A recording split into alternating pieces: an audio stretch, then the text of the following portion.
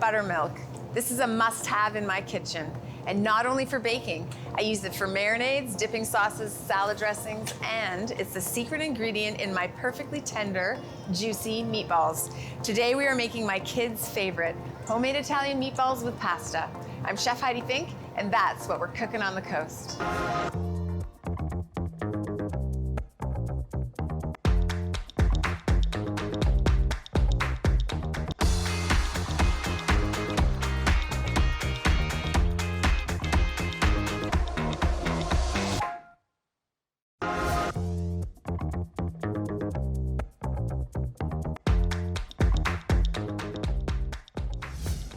Welcome to the kitchen. We all have our specialty dishes. That's something that's going to the Recipe Hall of Fame. Today I share my secret recipe. You might think it's Thai curry or Indian curry, but it's actually my kids' favorite recipe, my homemade Italian meatballs. I know you're gonna love it. Let's get right to it. Now, this recipe has a couple of secrets. Number one is something called a panade, which is bread that's soaked in either buttermilk, yogurt, or milk. That is the key to the really moistest, most tender and delicious meatballs. We don't want a dry meatball. So I'm gonna make the panade, but the other secret is using a 50-50 mixture of ground beef and Italian sausage.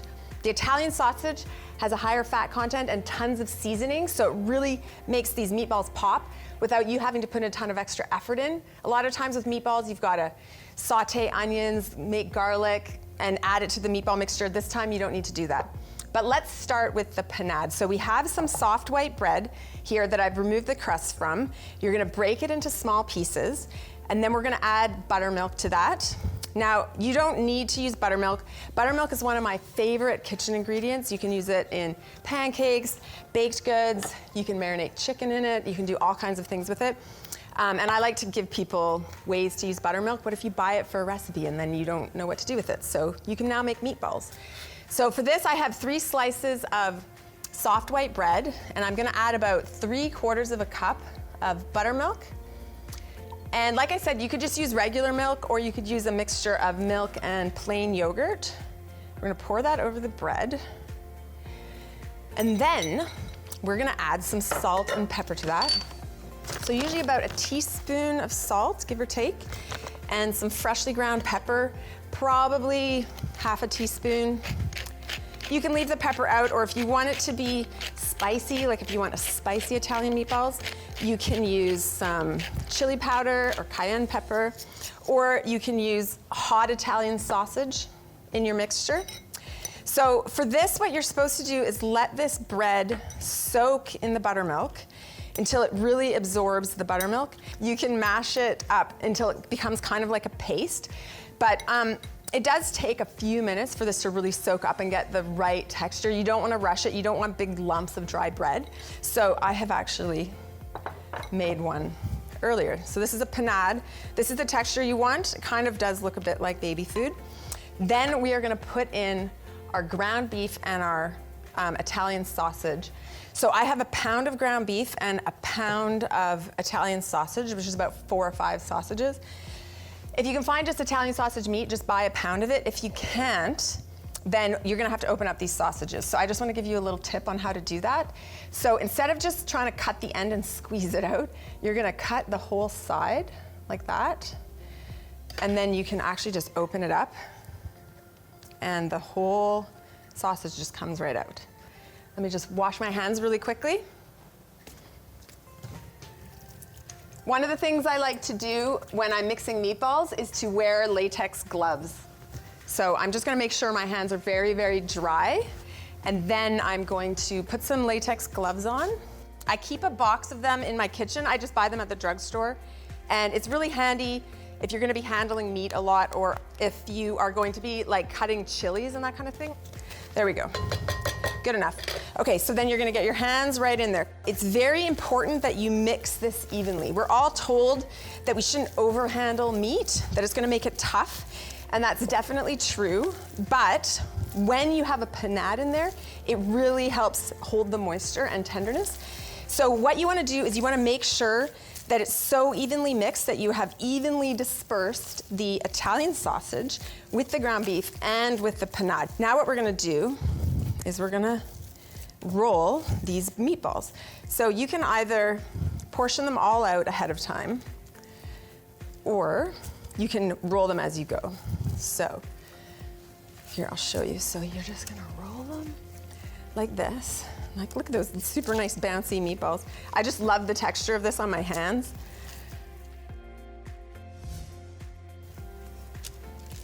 Okay, there you go.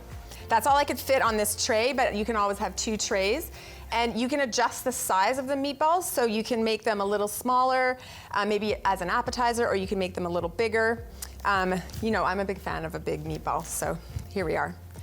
Now, what you do now with them is you just put them right in the oven. So that's also counter to a lot of recipes that have you individually fry the meatball. That's a massive pain. So we're gonna just throw this in a hot oven, 400-degree oven.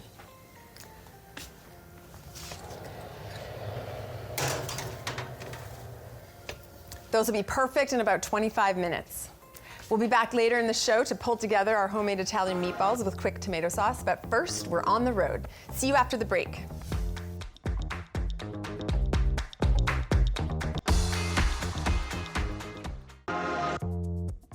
Cooking on the Road is brought to you by Country Grocer, your local store where you'll feel like family.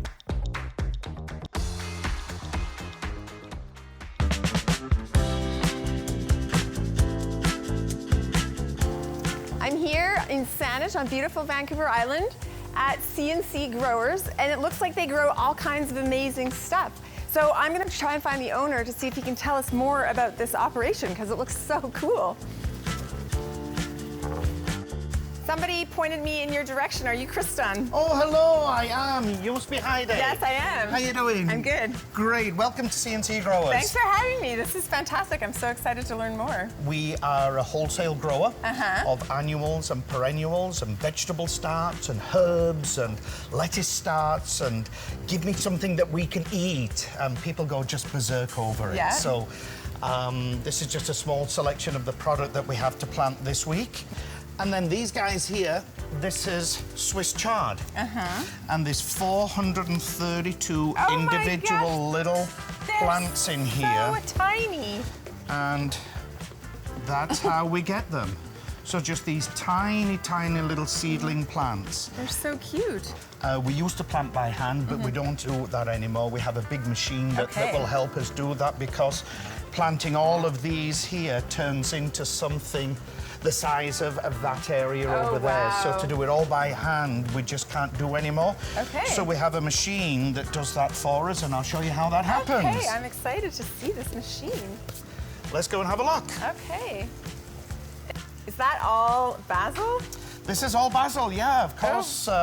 Coming into the summer season, and these are just tiny, tiny little plants right now, but you can... Oh, they taste so good. Oh, it's amazing stuff. I have a plan for these later with my special meatball recipe. Wonderful. Save me some. I will. So this is our production area. This is where we have machines that do a lot of the planting for us. This represents here about 100 cubic yards of compost. I go through 150 yards a week. Wow. At peak. So when you're growing 5 million plants a year, you go through this quite a lot. Did you say 5 million? Yeah, 5 million plants a year. Wow. And this is how we transplant, and this is how we use it. So the soil comes from here, it goes into this machine here. This we've put on the empty pots and the flats at one side. It comes down into this big machine here that will actually transplant the little plugs for us. Once it's transplanted, it goes down the belt. We have the guys making sure that there are even number of plugs in those trays. And there's a little plant tag in each pack or each pot. Out it goes and set down into the greenhouses. Okay. How many can you do in a day? Without this machine, with 10 people, we used to do about 1,000 trays a day. This machine will do about 600 an hour. Oh, wow. So it really has pumped up the volume that we can do here. Oh, that's amazing. Yeah. Wow. Can I see the growing facility? Are there greenhouses where these... Yeah, I'll show you where we're going to set down tomorrow's production. Okay, awesome. Thank you.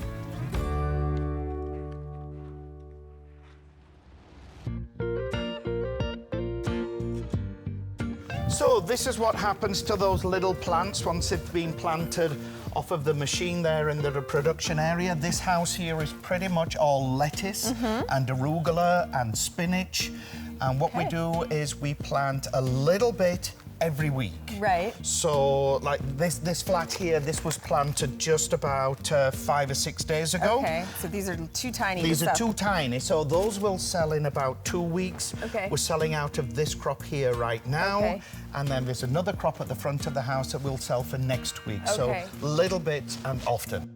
How many times can you fill this greenhouse and sell out, like in, say, a year? So the North American average for what we call turns on a greenhouse, which means you plant it and sell it, plant it and sell it. The Right. North American average is about 4.2, but here at C&C Growers we do about 7.4. Wow! So each of these 32 greenhouses gets filled up about 7 times a year. That is Fill it, sell it, incredible. fill it, sell it. That's big enough. Yeah. 5 million plants a year is enough. 5 million I'm plants. done. That's incredible. Thank you so much. Thank you This very was much very indeed. educational and super entertaining. It's It was been a wonderful to pleasure. have you over. Thank Good you luck. so much. Thank you.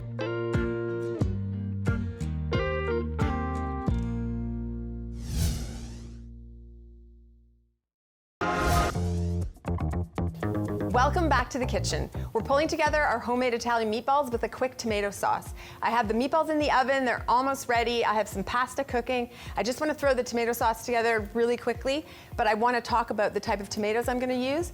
So you have a choice between something called passata, which is a pureed tomato product, or you can buy whole peeled tomatoes like this and then just throw them in the blender really quick. That's what I did here. I just pureed some whole peeled tomatoes. And then in our pot here that has a heavy bottom, we're gonna turn it on like medium-low, and we're gonna gently heat together a whole bunch of minced garlic, some fresh basil and parsley, and also some red chili, if you like the red chili. So we'll put a bit of olive oil in there, or a lot of olive oil. I like olive oil.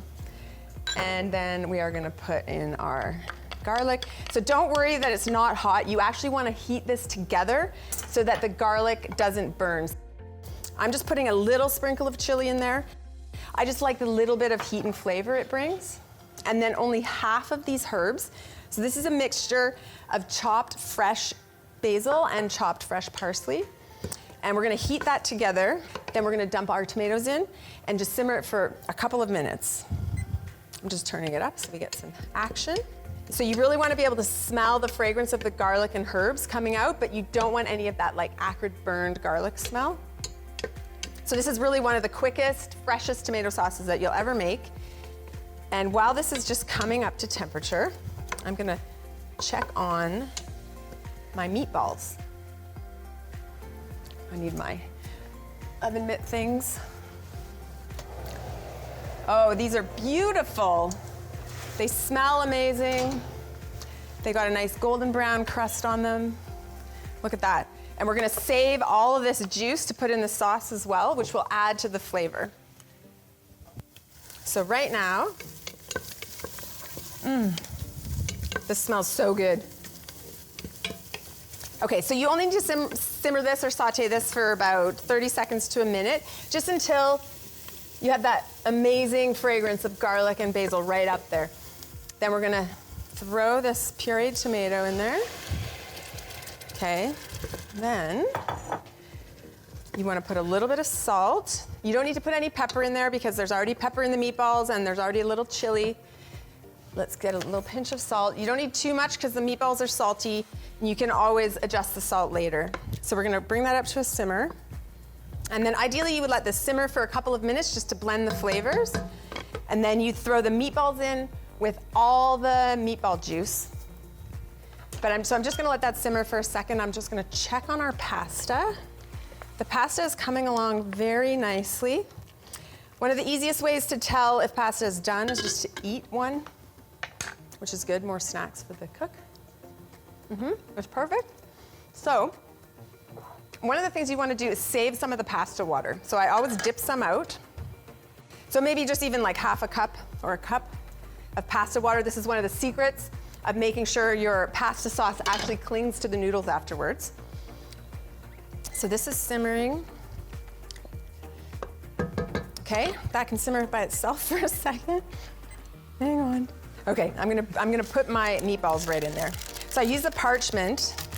The parchment isn't hot even though it just came out of the oven. It cools down very quickly. So I'm gonna pull that up like a meatball hammock. Whoops. And then we're gonna pour that into our sauce. All the meatballs, all the meatball juice gets right in there. Tons of flavor. We're gonna stir that together. So it looks kind of runny, but it's actually really helpful because then you don't have this horrible, thick, pasty sauce. You have a really beautifully lightly coated pasta. And then I'm gonna go drain this in my colander over by the sink.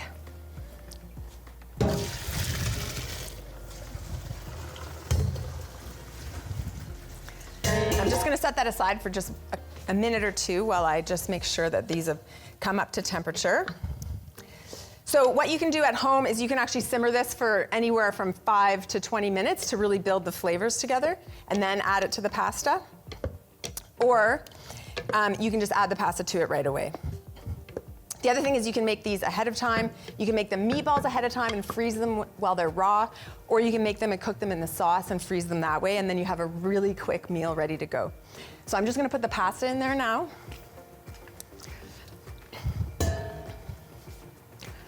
I'm gonna pour that in.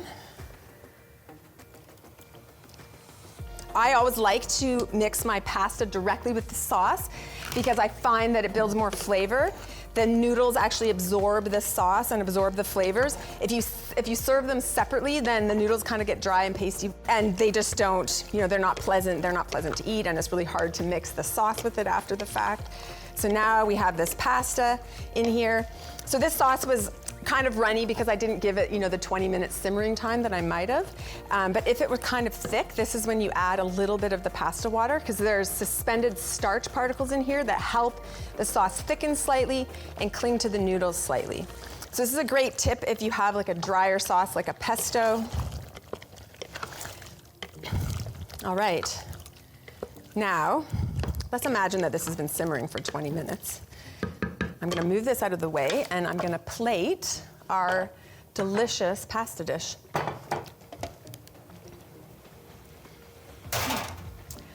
Okay, and I still have a little bit of fresh, wait, I gotta turn that down. Don't let it go that crazy.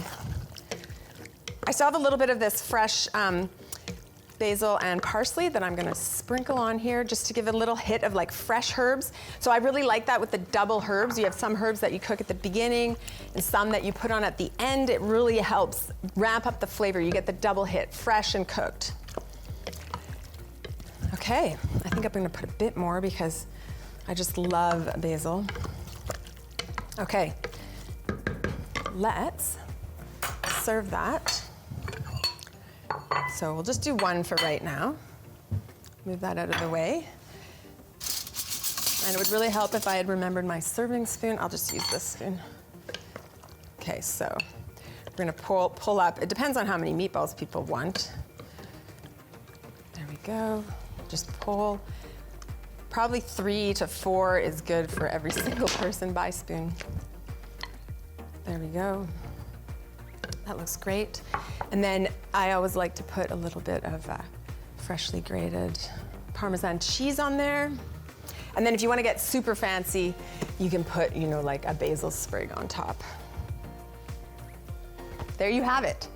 Chef Heidi's homemade Italian meatballs, my kids' favorite meal. Let it be our little secret. Pairings are brought to you by Liquor Plus. Discover the plus. Now for that full meal experience, let's explore a beverage pairing. With me is Melissa from See You Later Ranch. What have you got for us? Hi, Heidi. Thank you for having me today. As we were talking about this meatball and pasta option, I was thinking what would be a great choice, and the selection that I came with was the See You Later Ranch out of the Okanagan. It's one of our VQA choices. This will be perfect with this dish. And it's a Pinot Gris, which really, really surprised me because I wouldn't think to pick a white wine with red meat pasta. So that's an amazing comment, and my answer to that would be this is a great choice, but there are other choices because your choice is the perfect choice, being red or a rosé or a white. So we can just kind of throw out the rules about whatever, white with white meat and red with red meat? your choice is the perfect choice based on what you like. So I'm sure this will be great with it. Okay. So I will take a little taste first to see how it is. Make sure it's not corked. Yeah.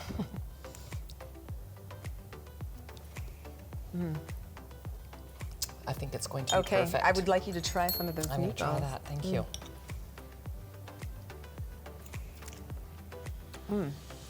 That's really good. I'm going to see how this tastes with the meatballs. I think that together. Sort of like the fruit. So we have stone fruit, like the stone fruitiness to this. It's got a little bit of that lemon zest and a pop of spice. Yeah. That really adds to this flavor. I found that the fruitiness of this really played with the refreshing tomato sauce taste of this, and then the hardiness of the garlic kind of played in as well. It's actually a really good match. I'm surprised. I've never had white wine with the red meat pasta sauce before. Yeah. Thank you for showing that to me. Yeah. So it's great to know that you can do that, right? Yeah. It's just a matter of what choices work best for your palate. Now, you were going to tell me an interesting story about the name of this winery, See You Later Ranch. Yeah, so See You Later has a great history. It's in the Okanagan, set up on this majestic mountain called Hawthorne Mountain, overlooking the Skaha Lake. It's great. And in that, it is quite a diverse, fun, colorful winery. And they named it See You Later Ranch based on the philanthropist that first planted the grapevines. And he was quite a character and he loved animals. And so in that, he decided that he wanted to name some of his wines after his animals, so Ping, Nellie, and so on. But in that, he said, he loved people to come and visit, but he never wanted them to not come back again. So see you later. Oh, okay. So see you later again. Right, I'll see you again. I get it. I get it. I love it. Yes. I love it. So Yeah. he's kind of the guy that said anything goes with anything, and that's what we can do today with your wonderful dish. Thank you. Thanks so much. Cheers. Cheers. Thanks so much for joining us, Melissa, and sharing your wonderful product. I'm so glad to have been here. Thank you. We would love to see your take on this meal. Share your photo on social media and tag us at Chef Heidi Fink and at Chek Media. For more information on the recipes, just follow the links below. I'm Chef Heidi Fink. The more you learn, the better it tastes. Yeah, you should have some more of this. This is so good. Oh yeah, okay, now we're gonna eat. It is good. That's really good.